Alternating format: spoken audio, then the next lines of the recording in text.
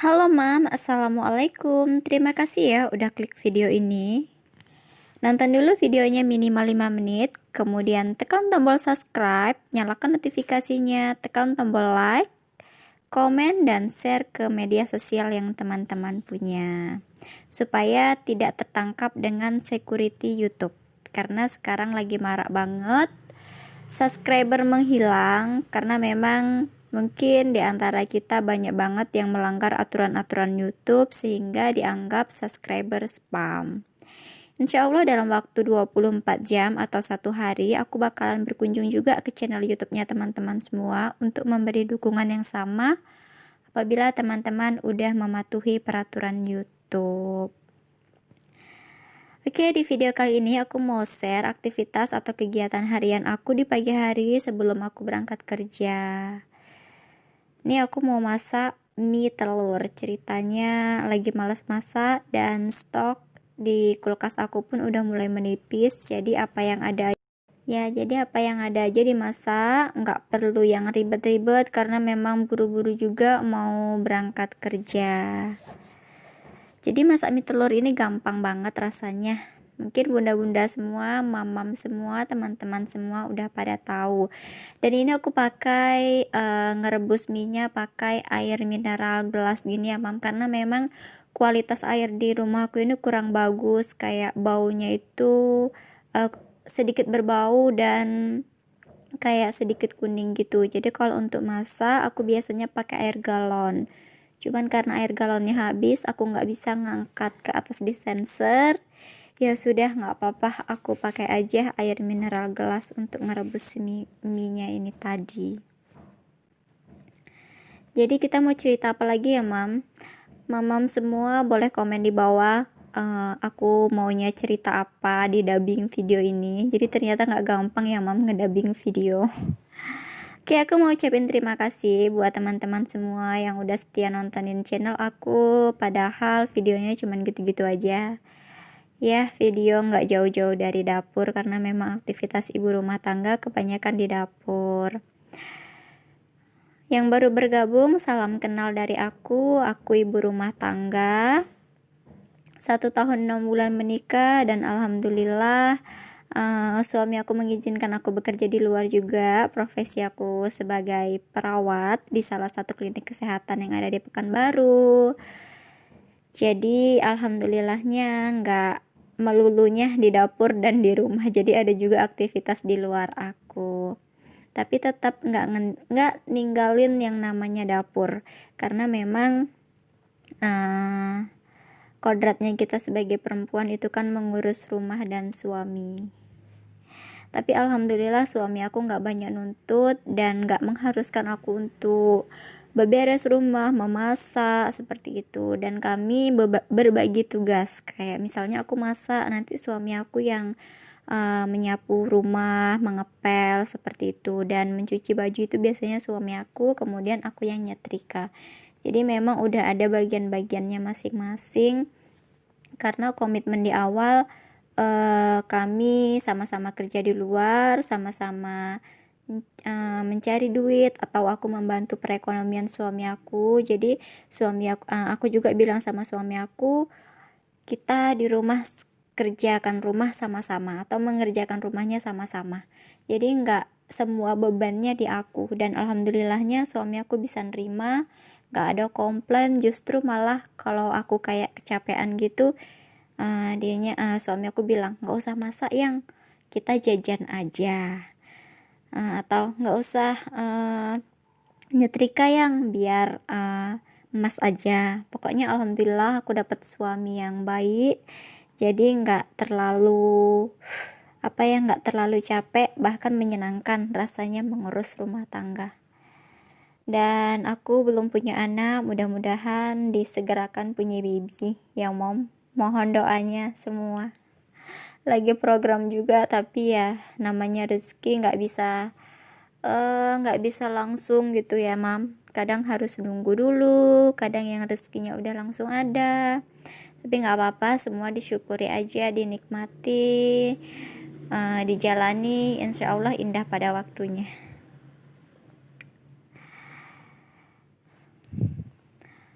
Oke, Mam. Mam semua gimana kabarnya hari ini? Mudah-mudahan kita semua diberi kesehatan ya, Mam, karena memang sekarang kan virus COVID di Indonesia ini lagi Masya Allah lagi meledak-meledaknya.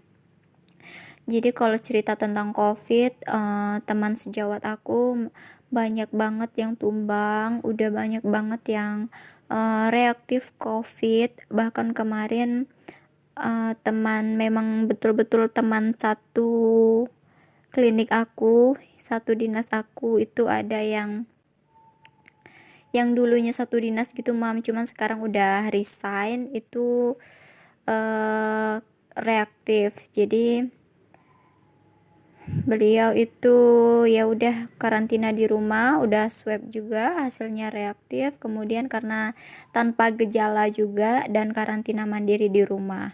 Karena kalau memang tanpa gejala itu biasanya memang dianjurkan untuk karantina mandiri aja di rumah, kecuali kalau ada gejala seperti sesak nafas dan sebagainya itu biasanya dirawat di rumah sakit. Jadi kawan aku ini ceritanya dulu waktu awal-awal aku kerja, dia ini sama satu klinik dengan aku, dan setelah beberapa bulan ke depan, alhamdulillahnya kawan aku ini ada rezeki dan buka praktek sendiri gitu. Jadi ya udah, tapi tetap berteman, komunikasinya tetap jalan, masih silaturahmi seperti itu. Dan dapat kabar bahwa teman aku ini reaktif COVID, dan itu aku langsung lemes banget, langsung lemes, memang betul-betul langsung duduk. Ya Allah, kenapa ya kayak gini, aku bilang. Ya udah, tapi alhamdulillahnya teman aku ini masih berpikir positif, jadi nggak apa-apa dibilangnya. Ini memang udah jalan aku kayak gini, aku terima, aku ambil hikmahnya dari semuanya. Jadi aku lebih bisa mendekatkan diri dengan yang Sang Pencipta, dengan Allah Subhanahu wa taala. Dibilangnya aku bisa ngaji di rumah, sholat tepat waktu.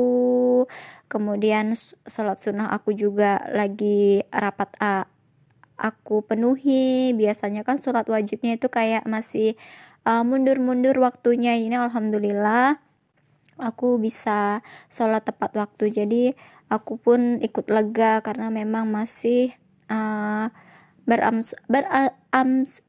berpikir positif gitu, Mam. Jadi ya udah, aku juga kasih support ke teman aku, mudah-mudahan semuanya segera berlalu. Aku bilang tetap semangat, nutrisinya tetap dijaga, jangan terlalu dipikir, aku bilang kayak gitu sama teman aku. Karena memang semakin kita memikirkan sesuatu, semakin kita panik, daya tahan tubuh kita juga itu bakalan menurun.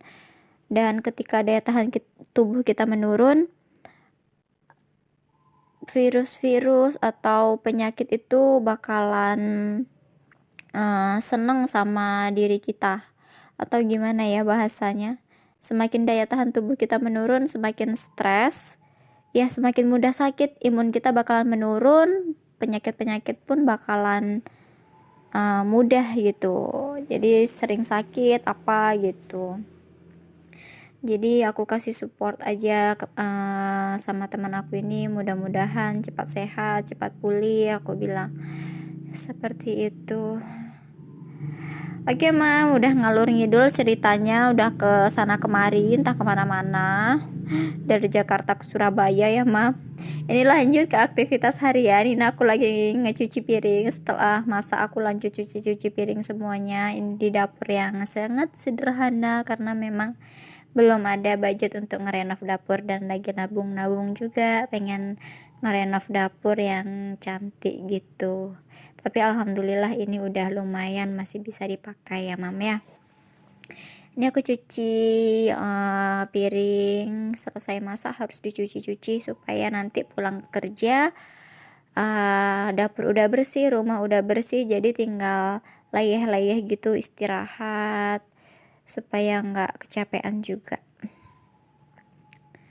Nih, jadi ini wajan hitam yang aku pakai, ini wajan enamel. Ini nih enak banget dipakai ya, Mam, anti lengket gitu, dan lumayan bagus, bahannya lumayan tebal. Jadi untuk masak tuh nggak mudah gosong apa yang kita masak.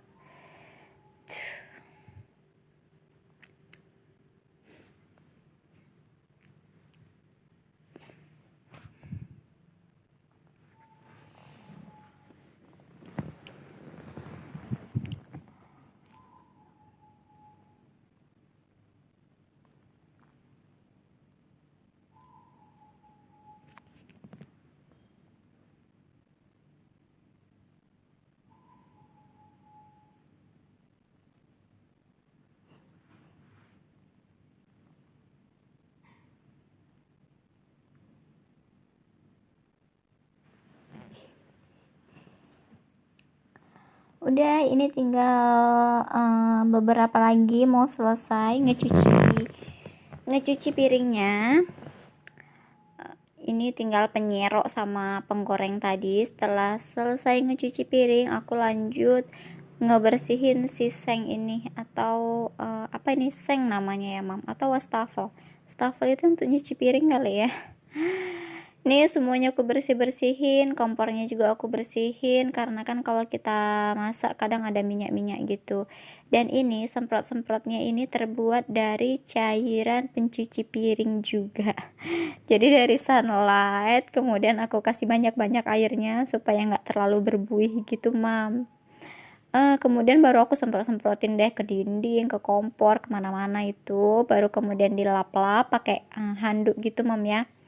Handuk yang udah jelekan untuk kain lap. Aku lebih suka kain lap dapur ini pakai handuk karena memang lebih meresap dan lebih bersih gitu mam kalau untuk lap-lap, ketimbang kain yang kotak-kotak yang ada di sebelah kompor aku itu. Biasanya kain kotak-kotak yang ada di sebelah kompor aku itu aku untuk angkat-angkat yang panas-panas gitu mam, untuk angkat-angkat kuali atau wajan yang panas-panas.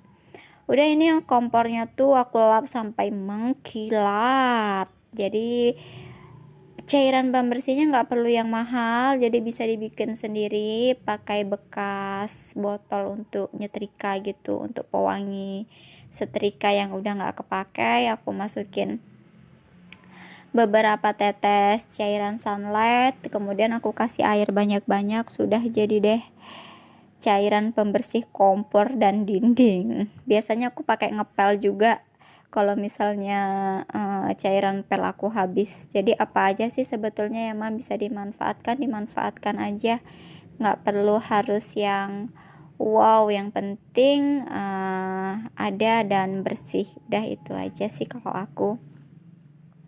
Udah, kemudian ini tungkunya aku lap-lap juga pakai kain handuk, baru deh aku letakin lagi ke tempatnya semula. Jadi kalau masak selesai masak aku langsung bersih-bersih kayak gini mom. Jadi udah tenang. Kalau dapur udah bersih, rumah udah bersih, semuanya udah mengkilat, rasanya layeh-layeh pun udah tenang. Dan ini sengnya aku bersih-bersihin juga. Jadi aku lap-lap pakai spons cuci piring gitu mam. Jadi aku ya pakai cairan pencuci piring tadi juga. Nggak jauh-jauh dari situ, jadi apa yang ada aja. Jadi aku bersihkan semuanya, sampah-sampahnya aku buang, udah tuh dibilas bersih pakai air, sudah mengkilat. Dan alhamdulillah kemudian aku lanjut mandi setelah ini. Udah, kemudian baru berangkat kerja. Oke lah mam, ini kegiatan pagi aku di rumah sebelum aku berangkat kerja. Mudah-mudahan video aku menebar kebaikan, mudah-mudahan videonya bermanfaat. Dan kalau ada kritik dan saran boleh mam tulis di kolom komentar. Dan kalau mau aku cerita tentang apa, boleh tulis juga di kolom komentar. Kalau mau yang bertanya-tanya boleh juga tulis di kolom komentar, bebas ya mam ya, tapi dengan syarat atau patuhi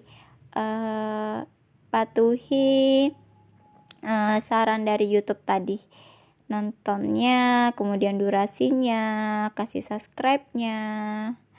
Oke mam, terima kasih sudah menonton sampai selesai. Ini dia penampakan dapur aku setelah dibersihkan. Semoga videonya bermanfaat. Sampai jumpa di video-video selanjutnya. Assalamualaikum. Bye-bye.